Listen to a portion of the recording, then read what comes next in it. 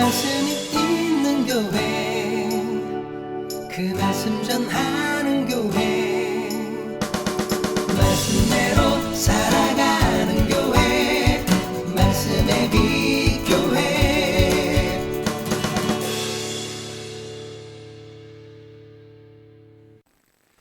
오늘은 착한 안도감이라는 제목으로 함께 말씀을 나누고자 합니다. 착한 안도감.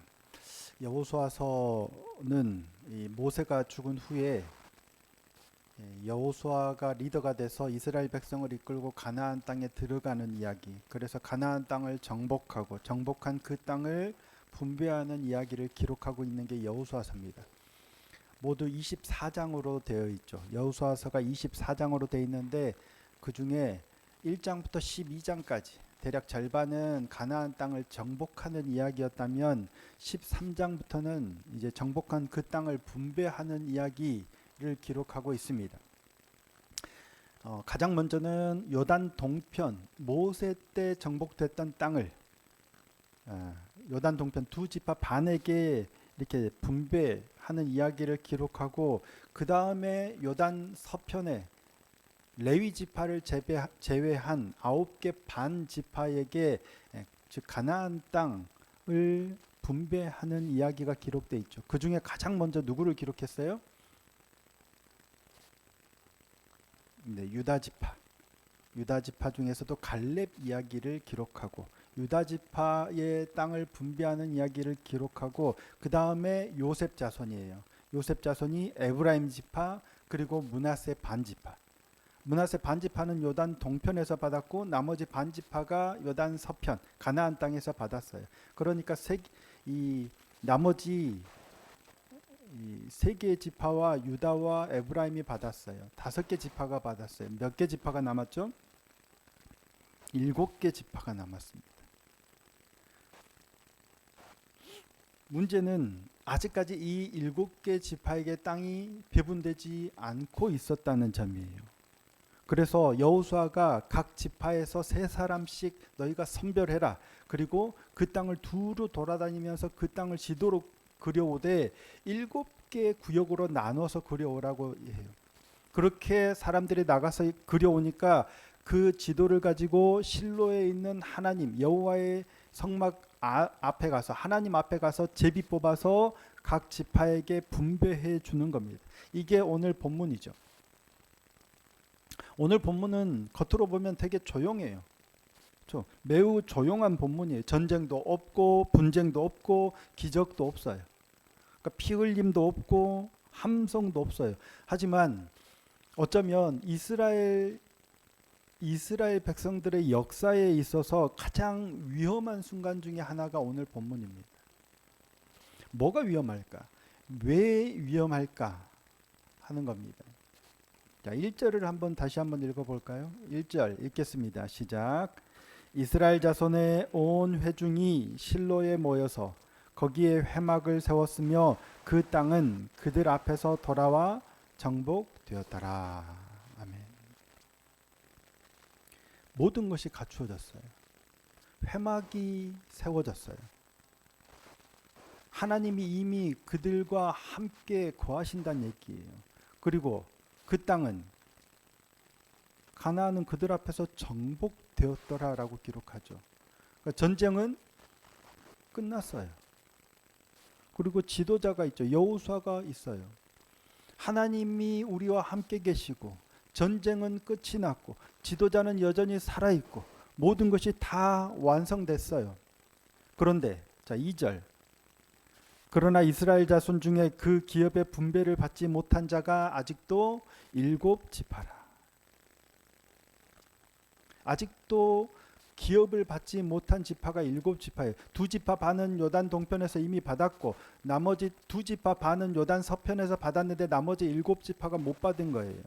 전쟁이 끝나지 않아서가 아닙니다. 전쟁은 끝났어요. 하나님이 우리와 함께 하세요. 회막에서 예배하고 있는 거예요. 그런데 아직 7지파가 기업 분배를 받지 못하고 있는 거예요. 이유가 뭘까요? 뭐가 문제죠? 전쟁이 끝나서 땅은 이스라엘의 땅이 된 거예요. 처음 요단을 건너서 여리고를 정복한 이후에 아이를 정복하고 남쪽의 연합군도 무찌르고 더 큰 북쪽의 연합군도 다 물리쳐서 이겼어요. 물론 남겨둔 사람들이 있지만 가나안 땅 정복은 마쳤어요. 전쟁은 끝났어요. 그런데도 여전히 땅이 배분되지 않고 있는 이유가 뭐냐는 거예요. 여호수아가 지도자가 돼서 땅을 다 차지하고 났더니 좀 말이 좀 세고 힘이 있는 유다 지파나 요구하는 에브라임이나 므낫세는 주고 나머지는 내가 그냥 깔고 앉아 있는 걸까요? 아니잖아요. 여호수아의 다음 말에 그 전말이 드러나죠. 자, 3절 함께 읽어보겠습니다. 3절입니다. 읽겠습니다. 시작. 여호수아가 이스라엘 자손에게 이르되 너희가 너희 조상의 하나님 여호와께서 너희에게 주신 땅을 점령하러 가기를 어느 때까지 지체하겠느냐. 땅을 언제 정복하러 가겠느냐. 땅은 다 정복됐어요. 그런데 점령하고 소유로 취하러 가기를 언제까지 지체하겠느냐는 거예요. 머뭇거리고 있는 그들의 태도가 문제예요. 가서 취하면 되는데 그걸 안 하고 있다는 얘기예요. 실로에는 회막이 세워졌어요. 하나님이 그들 가운데 거하신다는 증거예요. 가나안은 정복됐어요. 칼을 더 이상 써서 정복해야 될 필요가 없어요. 하나님의 약속이 성취된 거예요. 가나안 땅을 너희에게 주겠다. 그래서 약속은 성취됐어요. 하지만 12지파 중에 7지파는 여전히 실로의 하나님의 성막 주변에 그냥 배회하고 있어요. 거기로 가야 되는데 안 가고 거기 있는 거예요. 전쟁은 끝났는데 정착은 시작되지 않은 거예요. 약속이 이루어졌는데 삶은 그대로예요. 그냥 성막 주변에 머물러 있는 거예요. 하나님은 이미 다 주셨어요. 그런데 사람들은 아직 받지 못하고 있어요. 이게 누구 때문인가 하는 거예요. 하나님이 안 주셔서가 아니란 얘기예요. 하나님은 이미 주셨어요. 그런데 왜 아직 여전히 받지 못하고 있느냐, 이게 문제예요. 하나님께서 너희에게 주신 땅을 점령하기를 어느 때까지 지체하겠느냐. 이거는 너희가 왜 믿지 않느냐라는 이 질타가 아닙니다. 이미 믿고 있어요. 이미 예배하고 있잖아요. 이미 회막 앞에 서 있어요. 그런데 여호수아의 질문은 훨씬 더 날카로운 거예요. 왜 이미 주신 것을 삶으로 살고 있지 않느냐라는 물음입니다. 신앙에 있어서 가장 위험한 부분은 어쩌면 나 하나님 몰라, 하나님 안 믿을래, 이런 게 아니고 하나님을 믿는다고 말하면서도 여전히 믿음으로 한 발짝도 움직이지 않고 있는 것. 유다 지파가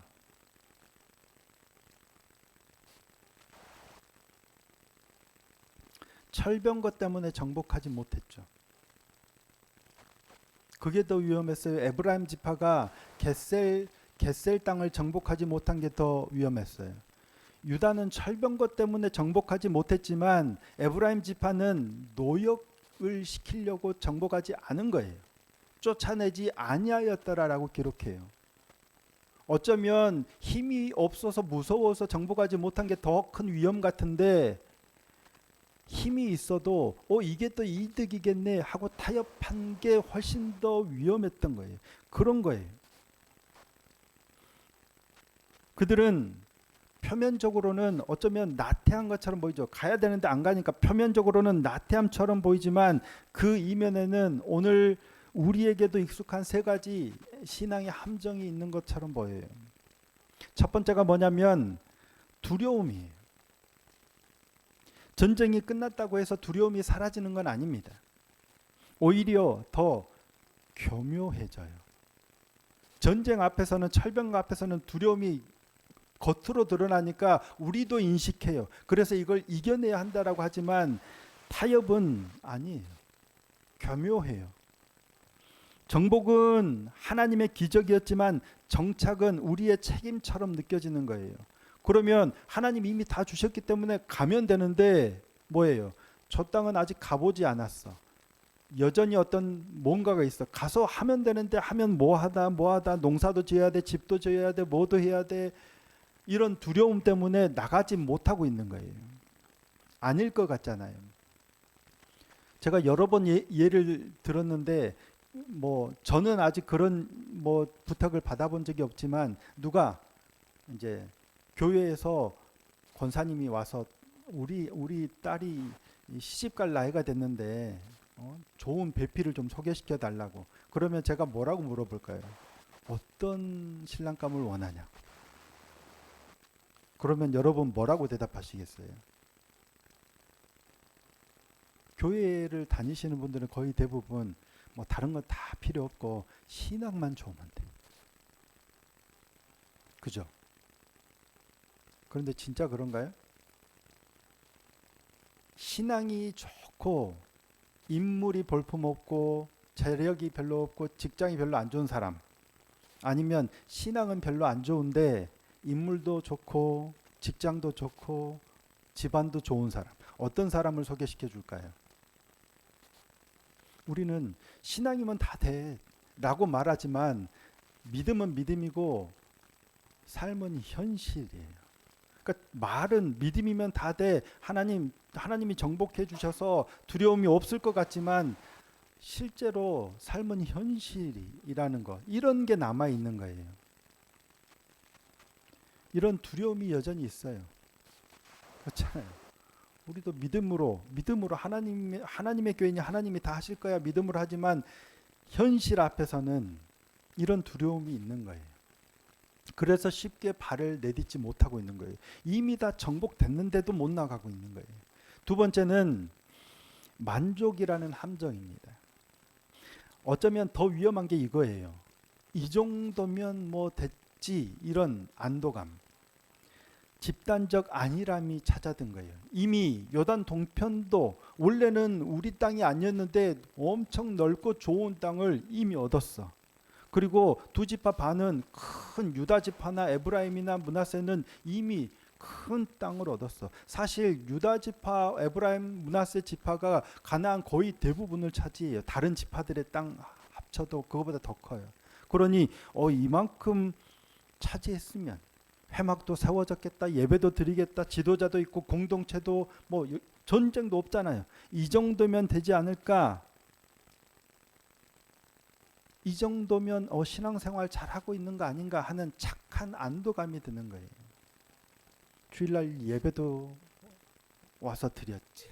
일이 있는데 몸도 안 좋은데 예배 가서 드렸지. 재정도 나 먹고 살기도 힘든데 헌금도 드렸지. 시간도 없고 피곤한데 봉사도 했지. 하나님을 얼마나 잘 알고 얼마나 잘 믿고 얼마나 순종했는가는 별개고 일단 회막도 있고 예배도 있고 이 자리를 지켰다는 이런 착한 안도감, 이 정도면 됐지 않냐 하는 안도감이 위험한 거예요. 이게 바로 오늘 본문의 7지파의 초상이 아닐까 싶어요. 세 번째, 비슷한 맥락인데 신앙의 착각입니다. 가장 교묘한 것은 완성되지 않은 거예요. 미완의 완성인데 충분한 신앙으로 착각하는 거예요. 그 땅은 정복되었지만 이 땅이 각 지파에게 기업으로 나눠져야 완성되는 건데 이미 정복된 걸 완전한 것으로 충분한 신앙으로 착각해요. 회막이 있고 예배가 있고 지도자가 있고 공동체가 있으니까 외형적으로는 완벽한 신앙 공동체죠. 그런데 하나님이 약속하고 주신 땅 절반은 이미 여전히 비어있는 상태예요. 땅은 정복되었는데 실제로 그 땅에 가서 사는 사람은 없어요. 여전히 실로의 회막 근처에서 배회하고 있는 거예요. 그 땅에 가서 살아야죠. 이거는 믿음이 없는 게 아니에요. 아직 순종하지 않았지만 믿고 있는 것처럼 보이는 그런 상태예요. 주일에 교회도 나가고 기도도 하고 그런데 하나님이 내게 구체적으로 맡겨주신 그 땅, 그 사역, 그 사역, 그 헌신, 그 순종, 이거는 나중에로 미루고 있는 것 아닌가. 이게 어쩌면 바로 오늘 우리 교회가 빠지고 있는 가장 자주 빠지는 문제고 위험입니다. 예배는 드리지만 말씀은 듣지만 삶은 변하지 않고 그대로 현실 가운데 거하고 있는 모습. 놀라운 것은 하나님께서 그런 우리를 향해서 너희 다시 싸워야 돼, 다시 전쟁터로 내모지 않으신다는 거예요. 여호수아가 뭐라고 얘기합니까? 자, 4절입니다. 너희는 각 지파에 세 사람씩 선정하라. 내가 그들을 보내리니 그들은 일어나서 그 땅에 두루 다니며 그들의 기업에 따라 그 땅을 그려가지고 내게로 돌아올 것이라. 그 땅을 정복하러 가라가 아니에요. 그렇죠? 땅을 측량하고 기록해서 가지고 오라는 거예요. 칼 들고 나가서 너희가 싸워서 쟁취해라가 아니라 이미 정복된 땅을 그려서 가지고 오라는 거예요. 이 파송은 단순한 토지 조사나 지도 그리고 이런 차원이 아닙니다. 이것은 하나님의 약속을 말씀으로 재구성하는 작업이에요. 땅은 이미 하나님이 주셨어요. 이제 그것을 측량하라라고 하시는 것은 하나님의 약속을 구체적인 현실로 번역하는 작업이에요. 우리가 매일 말씀 앞으로 나아가는 이유가 바로 이겁니다. 하나님이 이미 주신 것을 발견하고 확인하고 선포하고 그 안으로 들어가는 것. 믿음은 쟁취하는 게 아니고요, 기록하는 거예요. 여호수아는 뭐라고 말해요? 어느 때까지 지체하겠느냐라고 말하죠. 예수님께서 뭐라고 말씀하셨어요? 다 이루었다. 하나님께서 이미 다 이루셨어요. 다 정복된 땅이에요. 그런데 우리는 지체하고 있는 거예요. 정복하러 가라라고 말씀하는 게 아니라 정복한 그 땅을 들어가서 성취하라라는 말씀이에요. 이스라엘은 이제 받으러 들어갑니다. 우리는 누리러 나아가면 되는 거예요. 그런데 우리의 두려움이나 어떤 만족감이나 안도감이나 착각은 그걸 못 나가게 하고 있는 거예요. 그러면서 여기서 안전하다, 이미 다 이루었다라고 착각하고 있는 거예요. 하나님이 우리에게 요구하시는 것은 그래, 다 이룬 그걸 삶으로 살아가라라는 말씀이죠. 복음은 우리더러 얻어내라라고 말씀하시는 게 아니라 우리더러 이미 주어진 것을 살라라고 말씀하세요. 근데 우리는 종종 이미 주어진 은혜 앞에서 멈춥니다. 그런데 그 멈춤을 앞으로 나아가게 하는 게 바로 하나님의 말씀입니다. 말씀은 우리를 다시 내보내요. 두려움 속으로가 아니라 이미 정복된 땅으로 내보냅니다. 불확실 속으로가 아니라 이미 약속된 미래로 우리를 나아가게 하세요. 말씀이 이를 가능케 하는 줄 믿습니다. 날마다 이 경험을 해가는 저와 여러분이 되기를 소원하고 축복합니다. 우리는 이미 교회를 어느 정도 다니신 분들은 다 있어요. 그림이 다 그려져 있어요.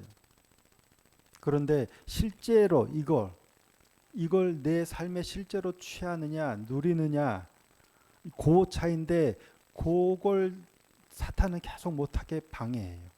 그걸 취할 수 있도록 가능케 하는 게 말씀이에요. 오늘 내가 여전히 여기서 머뭇거리고 있었구나. 나아가서 쟁취하는 게 아니에요. 나아가서 이미 하나님이 주신 걸 누리면 되는 거예요.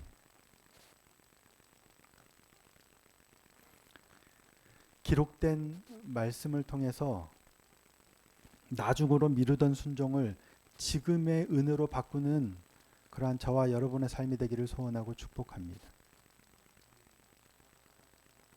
이 한 주간 더 곰곰이 이 말씀을 기억하면서 우리 삶의 눈앞에 보이는 그 걸음들을 생명으로 취하고 누리는 그런 은혜가 있었으면 좋겠습니다.